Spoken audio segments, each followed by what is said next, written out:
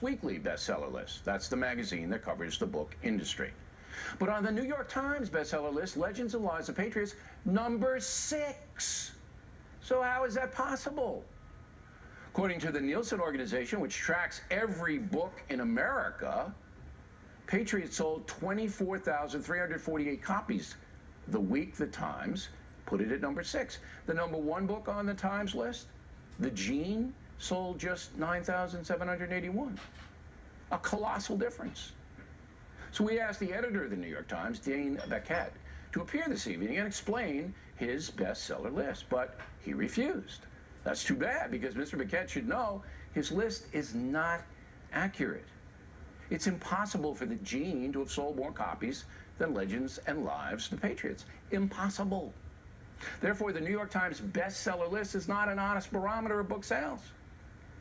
We talked with Tim Grau, a literary marketing consultant, and Margie Ross, president of Regnery Publishing, yesterday.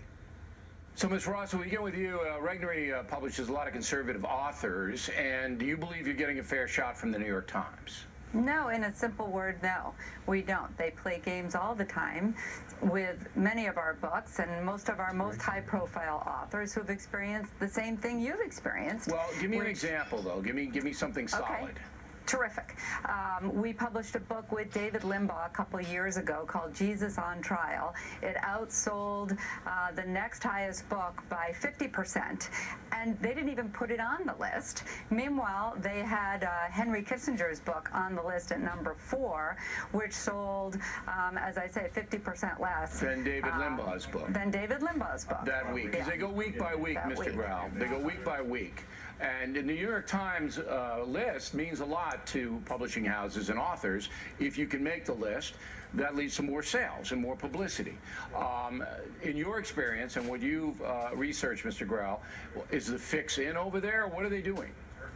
Well, what they're doing is they're just selecting the data that fulfills what they're looking for. So they're not just making up numbers, but what they're doing is they're sampling the right stores, sampling the right numbers to make sure that it kind of leans the way that they want it to lean. But that's not a bestseller list, then. Yeah, I think the bestseller list should have a big asterisk, and it should have some kind of. Well, here it should be called Books We Want to Be Bestsellers. This is why I'm doing a story. I mean, I've had beaucoup New York Times #1 bestsellers, but it's not about me. I'm just using my book as an example because it's so egregious. Right. So we know when we call the New York Times, ask them to come on, it wouldn't come on. And they say they have a secret sauce, kind of like the Big Mac.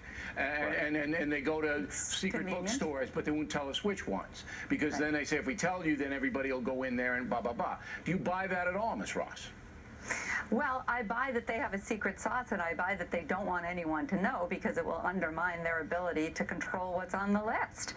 And I think the problem, of course, is transparency. That's not going to play well for the New York Times, but we've got a lot of data that we can access now, more and more, as you know, whether it's the Nielsen ratings or Amazon ratings or direct sales reports from the big chains. Every so we week, actually know what's going on. Every single book is accounted for.